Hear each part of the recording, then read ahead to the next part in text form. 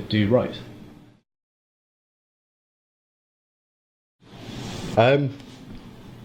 It comes down to a number of things, and they are all connected. But probably one of the most important things, I think, is actually the way people view money. Right. And the way there's two main problems with most people in the way that they view money. The first major problem that I've picked up on over the years is people not really understanding the function of money, why it exists. And if you don't understand why money exists and its real function, you tend to have no respect for it. And the second thing is actually to do with emotion towards money. So having some sort of emotional barrier towards money itself. So, with the first one, for example, like for the function of money and the purpose of why it actually exists, we're always told these messages where, like, for example, money is the root of all evil, money doesn't make you happy, the more money you have, the more problems you're going to have. But I just want you to think about it for a second, because it's pretty damn obvious, okay? But people always miss this point. Just imagine a world that didn't have any money in it at all. Money obviously has a function. And, in your own time, you can go and look at this online, because it's pretty well known amongst people who understand the function of money. So look up the double coincidence of wants. Yeah. The double coincidence of wants is really important to understanding the function of money. Because without money, we essentially live in a barter economy. And everything that we're used to consuming in the world now has come about because of the function of money. And it makes society work. It's something that if you understand why it exists, to solve the need of the double coincidence of wants, you respect it more. Right. And people don't get this. So look up the double coincidence of wants and look up the alternatives. So the barter economy, that's the alternative. And we're led to believe a lot of the time that wanting money is a bad thing. And people blur the lines between wanting to do better for yourself and your family and that type of greed, and the greed of harming or abusing other people, and money is the medium through that. So one, in my mind, is a positive greed, in that you want to do better for yourself and you want to do better for your family. In my mind, there's nothing wrong with that. The other type of greed, obviously, is not good. It's a negative greed, where you're harming other people to become wealthy. And you don't have to do that. If you just understand the function of money, firstly, and respect it, you'll realize that money isn't the root of all evil. It's greed that's the root of all evil, in a negative sense, when you're harming other people. Sure. Money has a function, and there's a positive greed. So again, imagine your life or the world without money in it. Everything that you consume, everything that you experience these days is a function of the monetary system that's built up over hundreds of years. And we've come from the barter economy to be where we are today. Without it, society literally would not function. So understand it and respect it. That's the first thing. And understand the difference between positive and negative greed, and do the right things. And what you've also got to understand as well is money itself in enterprise, for example, there's only two inputs to enterprise: capital and labor. And what you've got to understand is that money itself is a commodity. And labor is a commodity as well. And they both have prices. So capital has a price and labor has a price. So for capital, the price is interest. And for labor, it's the price that labor is willing to work for. And so there's a labor market. And in any enterprise, there's just two inputs, capital and labor. And capital markets are absolutely necessary. Society would not function without capital markets because capital is a commodity and has a price, and it needs to be transacted. And it allocates resources as optimally as possible because there's demand and supply for capital and demand and supply for labor. And when labor wants too much of the share of enterprise and capital gets too less, capital leaves. It goes away. And that's not good for labor long term.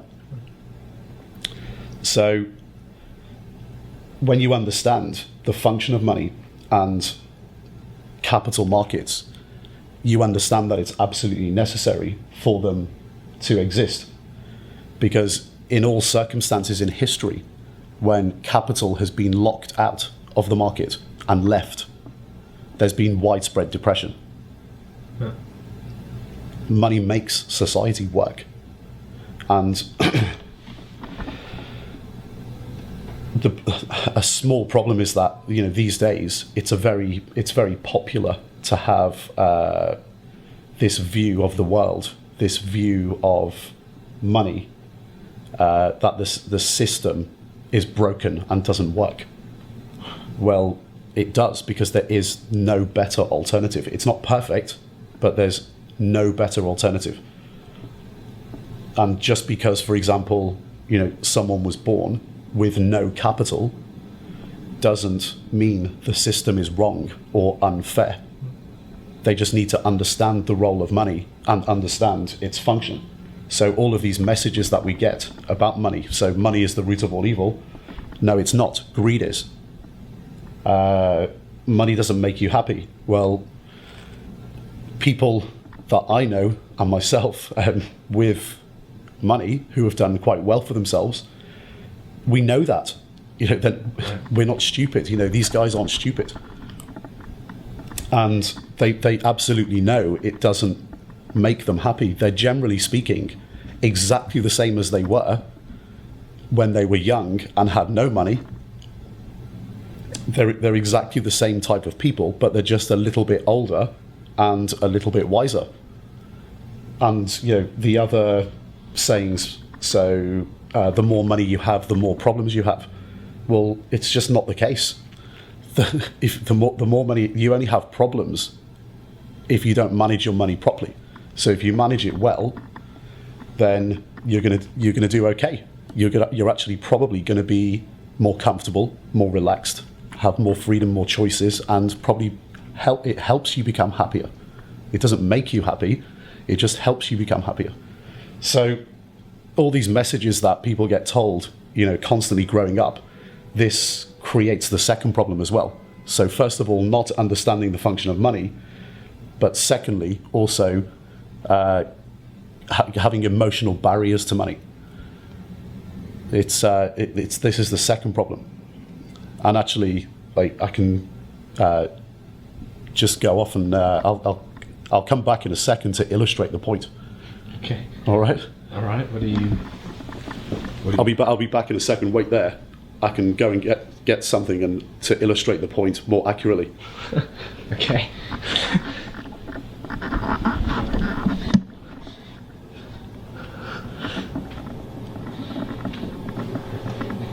Right, mate. Go back in. Okay. Go back in. I'll show you what I properly mean. Okay. Okay. So, $20. Yeah. What? So it's $20 on the table. Okay. Look at it again. Look at it. Is this a magic trick or? No, it's not a magic trick.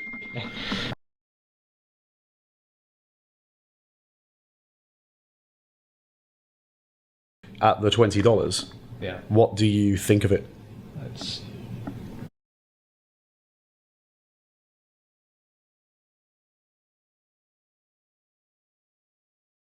is this a magic trick? Or? No, it's not a magic trick. Okay. So, when you look at the $20, Yeah. what do you think of it? It's could buy me a couple of drinks or a meal or a cinema ticket, whatever. It's, Okay, yeah. but that's what it can buy you. Sure. But what do you actually think of it? Well, it's money. It's, you know. Yeah. So, okay. Okay. So not much. Right. Right. Okay. Now let's move on. What about $100? Sure. It's, you know, again, I think about it in terms of what I can buy with it, and that's Okay. you know, a night out or you know, going to a nice restaurant, you know, whatever. So yeah, it's like a night out maybe with a few other people, like Sure. go to a nice restaurant, have a few drinks, Yeah. take your family out, whatever, right? Yeah. Well, what do you think of it? I mean, it's a decent amount of money. If I lost it, I'd be a bit annoyed, sort of thing. Okay. Yeah. Well, let's make the stakes higher. Okay. So here's $1,000. 1, 2, 3, 4, 5. Yeah. So It's $1,000. sure. What do you think of that? So it's become a decent amount of money. Okay. Yeah, it's What quite a lot. What can you buy with $1,000? Well, like you could buy, I don't know, sort of appliances, you know, things that people typically buy with. Yeah, phones, TVs. Sure, games, consoles, whatever. Yeah, exactly. Okay. So let's take this to a slightly higher level. Okay. $5,000. Wow. Yep, that's about right. What do you think of the $5,000? Well, it's, I mean, that is a lot of money by any objective standards. That's like, what? It's, somebody's monthly or even salary for 2 months. Sure. Quite a few people. So what do you think of it? Again, it's, you know, it's a considerable amount of money for a lot of people. Now I could put any amount of money down on that table. Sure. I could put 10,000, 100,000, a million. Yeah. But let's go back to the beginning. Let's take off the 5, the 1,000, and the 100, and go back to the 20. Sure. And the next question is this: what do you think the $20 note thinks of you? Nothing. It's just money. It's just a piece of paper. Of course, Right. it can't think. Yeah. It's a piece of paper with 20 written on it. Sure. It's a commodity. It doesn't think. It's a commodity that's used to transact for goods and services to satisfy wants and needs. That's all it is. Okay. The problem with it, with most people, what they don't understand is that all the problems with money exist with them, Sure. not with the money. The money doesn't think anything of you. So whether it's $20, $100, $1,000, $5,000, $10,000, $100,000, $1 million, it doesn't matter. Because $1 million or $100,000 or $10,000 is just a whole bunch of 20s that think nothing of you. So there's no difference except monetary value. So this is the second major problem. It's having emotional barriers, because the more money I put down on the table, the more you think of it. Sure. Because you think automatically of what it can buy you to satisfy wants and needs. Right. The key is to be indifferent. So going right back to the beginning, understanding the function of money is very important in order to respect money. But at the same time, you also have to reduce to zero your emotional barriers, and you have to be indifferent. Sure. Now, this brings up another interesting point. How can you actually be respectful of money, but at the same time be indifferent? It's kind of contradictory, Yeah. okay? But in this context, it's not contradictory. Sure. And I'll tell you why. Because respect in this context is simply having awareness. Yeah. So it's having awareness of what money actually is and being indifferent to money when you look at it, when you see more and more and more of it. And that's the key. So being aware and understanding money, where it comes from. So if you can actually manage to understand it properly and understand its function and be aware and be respectful to it, but at the same time be indifferent, that's the key to actually starting on the road to becoming successful. Because money will come to you, you will respect it, but you also know at the same time what it can and can't buy you, but you're indifferent to it as well. Sure. And if that makes sense to you, Yeah. then you've got through that barrier. Sure. Anyway, we have a dinner booked at a restaurant, so we should hit the road. I'm quite hungry.